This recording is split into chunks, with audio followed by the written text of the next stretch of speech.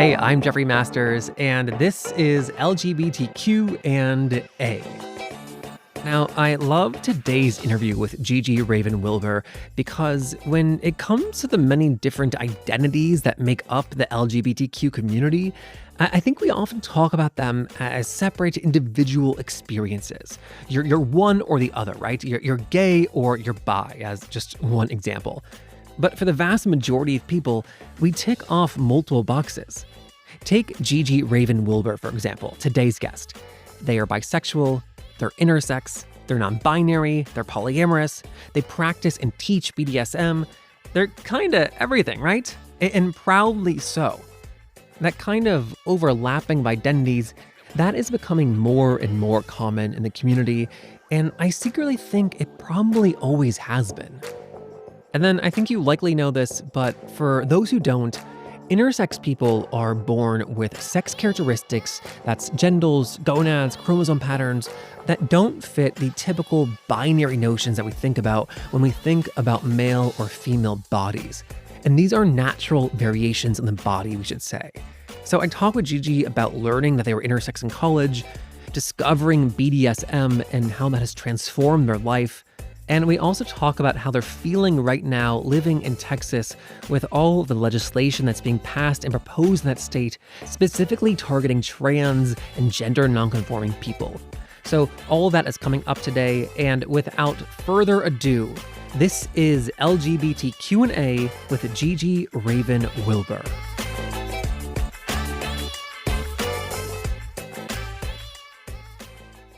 I want to go back to when you were 23 and you learned for the first time that you were intersex.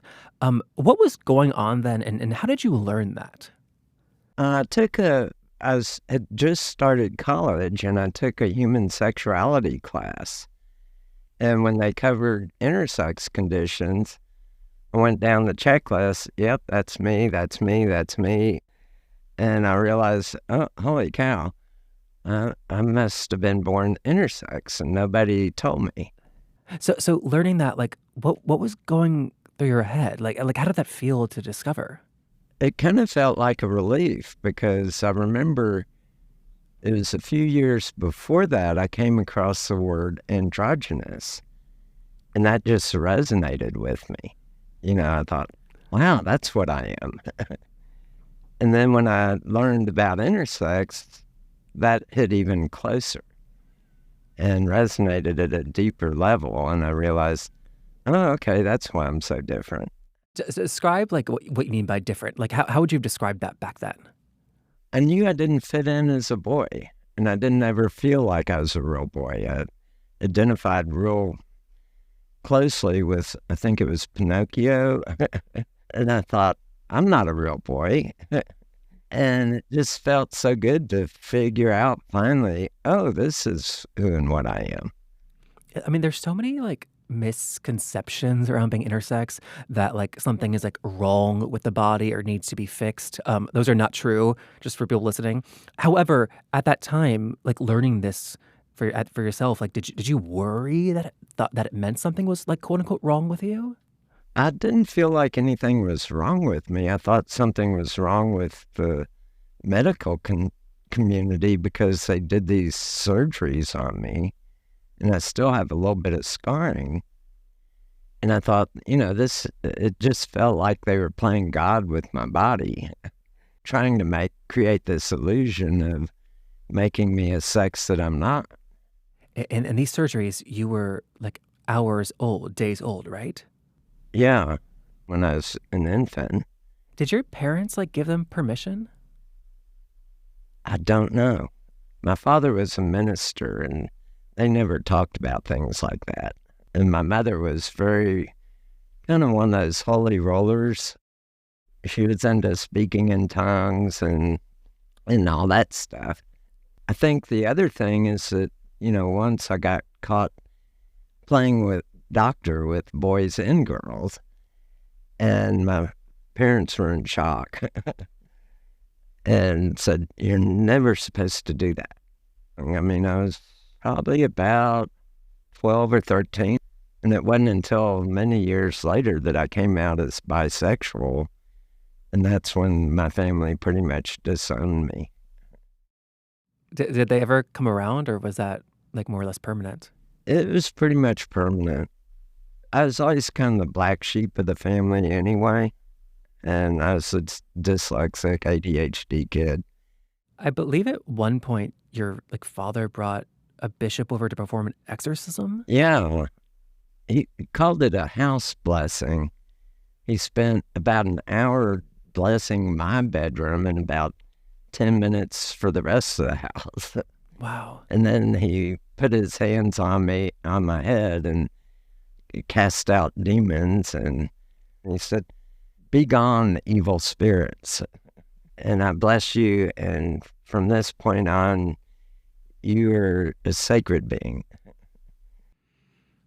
Did you like judge this part of yourself? Like, did a part of you like want that like blessing to work? Nah.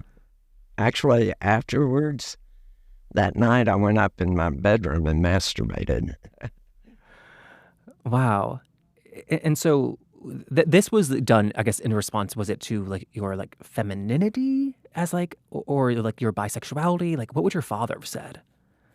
I think it was more in response to being so dyslexic and ADHD, and Oh, also not being masculine enough.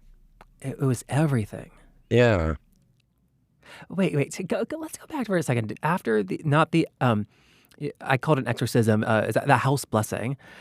You said you went upstairs and yeah. masturbated. What was Kind that of, impulse?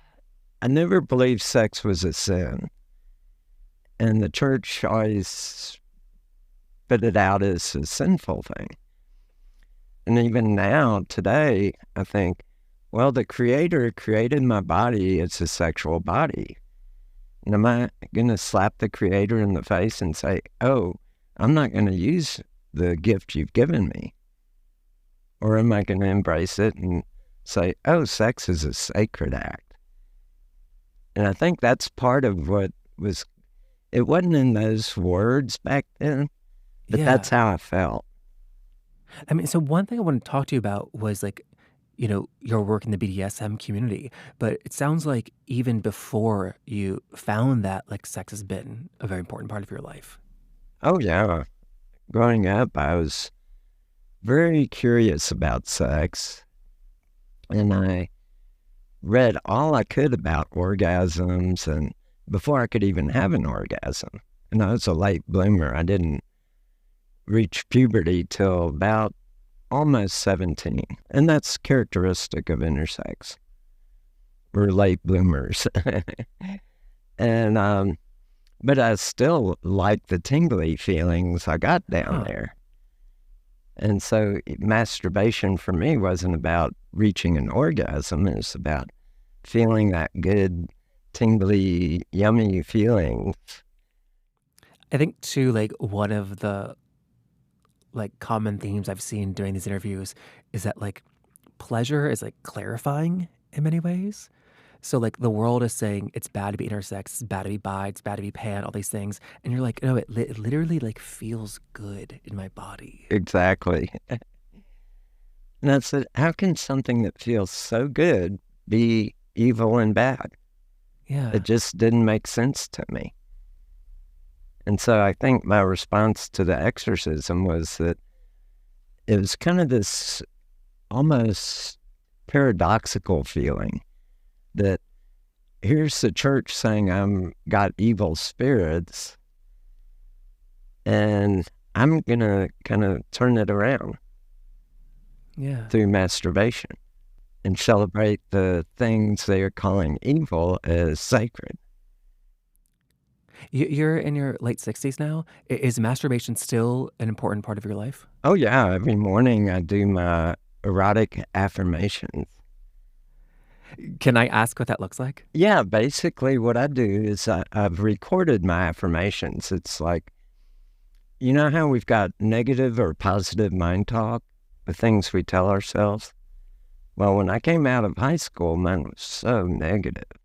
It was like, I thought, I'd been told all my life, don't even think about college. You're a failure. You can never do anything right. And I used to tell myself those things.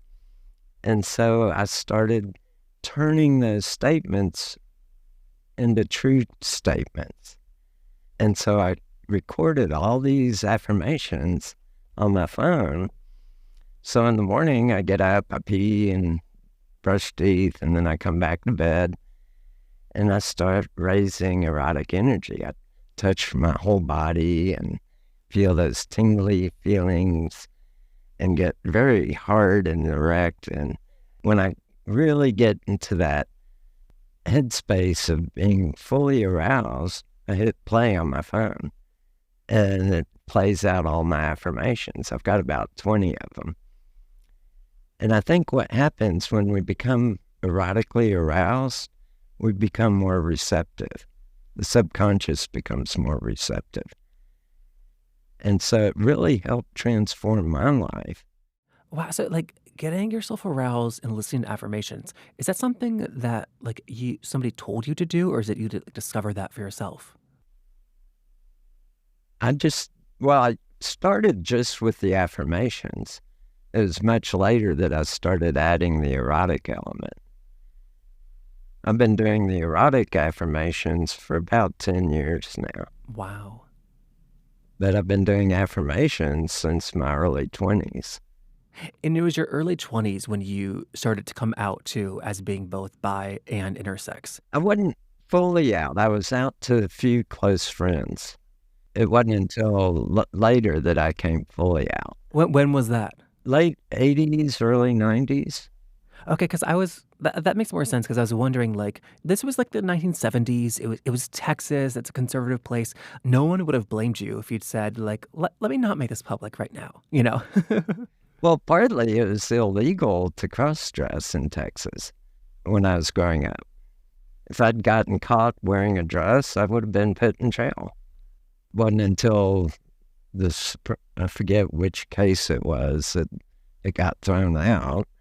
When that case was thrown out, did you start like wearing dresses in public like immediately? I had a guy I was dating, and he was into doing drag shows, so I started doing drag shows with him. And he got one of those big auto mechanic toolboxes and made it into his makeup kit. He'd paint my face and do my makeup and hair, and then we'd do drag shows. Did you have a drag name or did you use Gigi? I just went by Gigi. I mean, Gigi's not my birth name. I changed my name because I was having a lot of family problems back then. They were attacking me, and one of my sisters was saying she was going to have some ex-cop friends come pay me a visit, and just it got real nasty.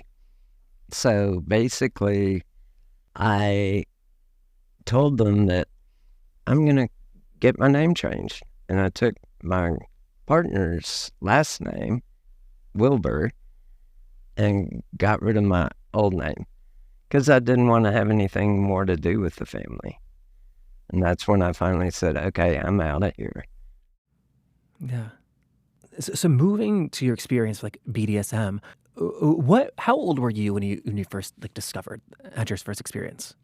Oh, goodness. When I had one of my first boyfriends, he was into it.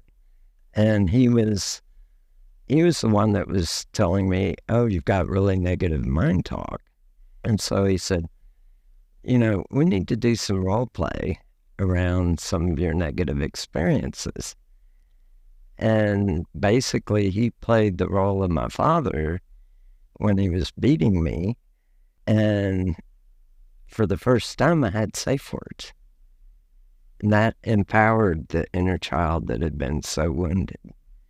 Because as a child, I didn't get safe words. Wow. And so that like opened something up inside of you. Yeah. Because my father beat me one time so badly, I was bruised all over my backside. It was really a bad one. I just felt powerless. And it was through BDSM that I re-empowered myself. And that has lasted through the majority of your life as well. Yeah. It wasn't like one or two experiences and, you said, like, okay, thank you, I'm done. No. Basically, it wasn't one or two experiences that got me in such bad shape coming out of high school. So it took time to process. Wow. And I believe the body carries memories that are not conscious or subconscious. And think about it, when an action happens, often our bodies will react before we even think about it. And so bodies carry a type of memory, I think, muscle memory. And it's retraining my body to be more open and receptive. I should specify too that you also teach BDSM. You're not just like doing it. Right. Basically, when I was in the community, there was nothing written back then. No training, or very limited.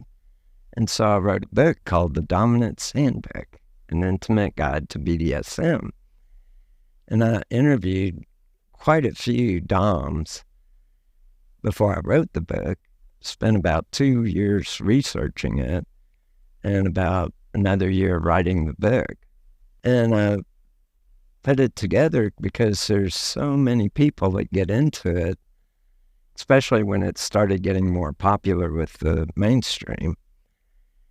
And people were just jumping in, not knowing any of the foundation that I learned through the leather bars.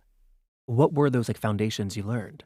Oh, things like protocols for safety, how to put together a scene, going over medical histories with people before you play, gaining consent and planning out the scene with your submissive before you just jump in and do it. And so it's just a lot of protocols that you have to go down. And when I do a scene, I've added some protocols that I think really help out, because not only am I interested in physical safety, but psychological safety. And that way I know, okay, it's not that I'm beating someone that's causing this. It's because we're going into forbidden territory and we need to slow down and rethink it and reapproach it.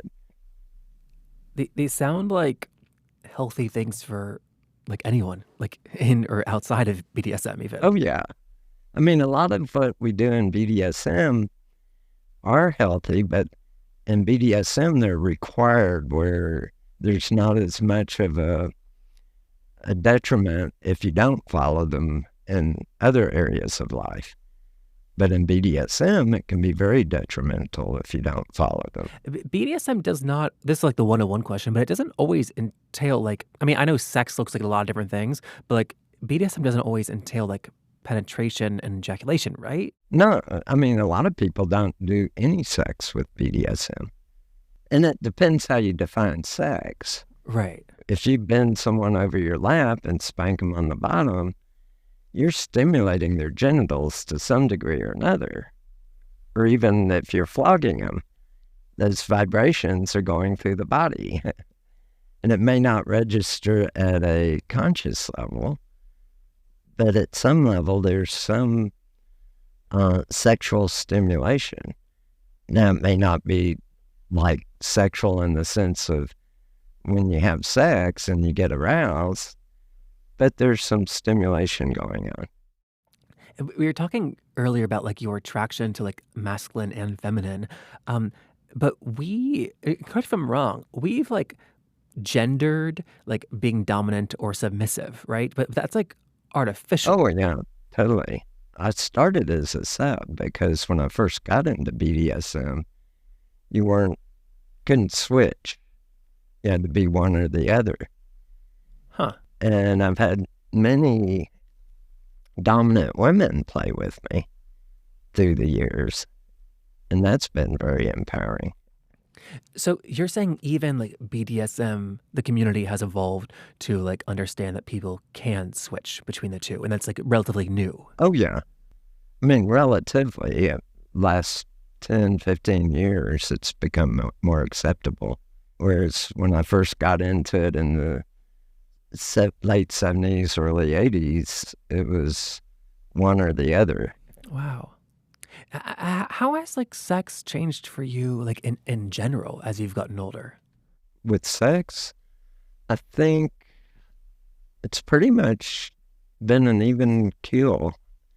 I mean, I don't get off as many times. When I was real young, when I first came of age, it was all the time.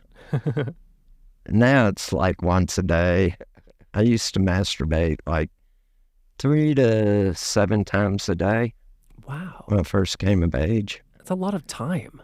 Yeah. Well, I've learned through some of the tantric practices where I can come in under a minute or I can last hours. And part of it's doing my pubococcygeus muscle exercises. That's your sex muscles. A lot of people call them Kegels, but Kegel didn't come up with that. That comes from tantric practices. And so once you develop, and I do my exercises every day, but as you strengthen your sex muscles, you gain a lot more control over orgasm. You get stronger and better erections. And even for women get erect too. If they practice their Kegels or their PC muscle exercises, then they develop a firmer erections. I'm so curious too about like, for people who favor, being submissive or being dominant, is that?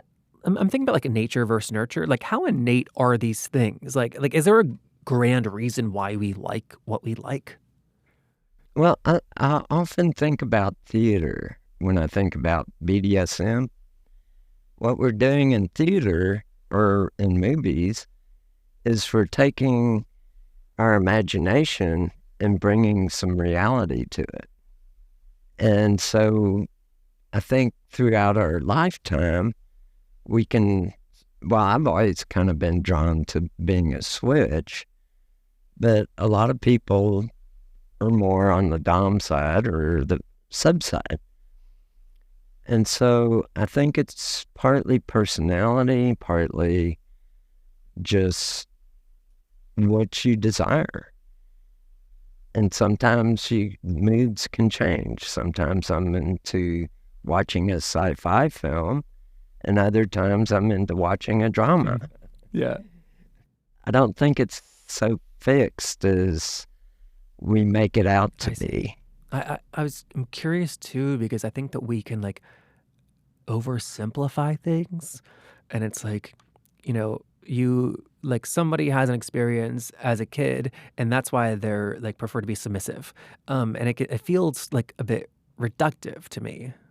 Yeah, I've never bought into that. I mean, even early on, I liked to dom. It wasn't just my past experience. It felt good to be in control and to take control of somebody. And role play can be so helpful into your regular life, because I know even on jobs, until I started learning how to be a good dom, it was hard for me to be assertive at work. And it taught me how to be assertive, not aggressive. I know that you're also like part of a like community, a BDSM community. Do you feel welcome as like a bisexual, as an intersex person, as like someone who like presents gender nonconforming? Like were you welcome in all these groups and felt safe? Um, some more than others. And even in the gay community, there was a lot of prejudice against bisexuals. I knew a lot of gay guys that said, "Oh, I'd never date a bisexual. They might leave me for a woman." And I said, "Well, they might leave you for another man, too. You're not very good at dating." And I can tell you, I had a lot of gay guys say, "Oh, you just need to make up your mind and get off the fence." And I said, "I'm bisexual. I like sucking cock. I like eating pussy. They both are a turn on to me. That's not going to change. You mentioned earlier about the cross-dressing laws that were in Texas when you were growing up. Um, Yeah. Lately in Texas, there's been like a very big focus, like cracking down on like trans kids, on drag. Oh, no, it's horrible. Yeah, it's a lot of scary policies. Have you seen or felt a change with all like the new laws that are passed or trying to be passed? I haven't, I think the change I feel is from trans friends that are just really scared of it. But I've also, me and my partner have even sat down and talked about if things get too bad, we may need to move to another state. Do you have a line that like if X happens, you'll move? Um, I think if things go back, if the laws get changed here to where I couldn't dress the way I wanted or be the way I wanted or have sex with who I wanted, it would be time to go. Do you think we're close to that, or do you still feel like comfortable enough? I think that a lot of the conservatives in Texas have gained power, but there's also a lot of liberal people in Texas. And I think the more the conservatives try to push this stuff through, it's going to kind of waken up and get the liberal side more active, is my hope. Yeah. And maybe it's wishful thinking, but I think that as they try to push this stuff through, I think a lot of the liberals are going to say, hey, wait, enough's enough. You've gone too far with this. I mean, even like Texas politics aside, like, do you have like things you're worried about as you like continue to age and get older? Not as much. I used to be much more active in the pagan community, the gay communities, and the trans community. And now I'm pretty much creating sex training videos and doing a lot of stuff at home. I think since COVID, I've stayed a little more isolated socially, except on the internet, just for health reasons. I did get COVID, not last summer, but the summer before that. And I didn't know if I was going to make it through. It was bad. And so, having survived it, I'm a little more cautious. When I go out, still wear a mask, even though most people don't. So I'm a little more isolated than I used to be. You have a partner though, so you're not entirely isolated though at home, right? Oh no, I've got two partners. I've got a boyfriend and my long-term female partner. We all live together. That's amazing. Oh yeah. I think that's a wonderful place to leave it at. So thank you for spending so much time. Oh, you bet. And that is our show for today. Next week, we will be back with a very gay, very famous former U.S. congressman. So that's next Tuesday. I am very excited for you to hear that one. And in the meantime, if you enjoy our podcast, please help us to spread the word about it. Doing things like leaving a comment on Apple Podcasts, texting your friends, posting about us on social media, posting about us on social media twice. All those things really do make a huge difference when it comes to helping our show continue to grow. So thank you so much to everyone who's done that. And then also I should say that we are an independent, fully listener-supported show, and we could not continue without your support. So if you want to support us, if you're able to, please come and check out our Substack. That is the best way to help ensure that we can continue making these episodes for hopefully years to come. There is a link in our show notes to our Substack. Thank you so much to everyone who has joined us there. All right, I'm Jeffrey Masters. I'll see you next Tuesday.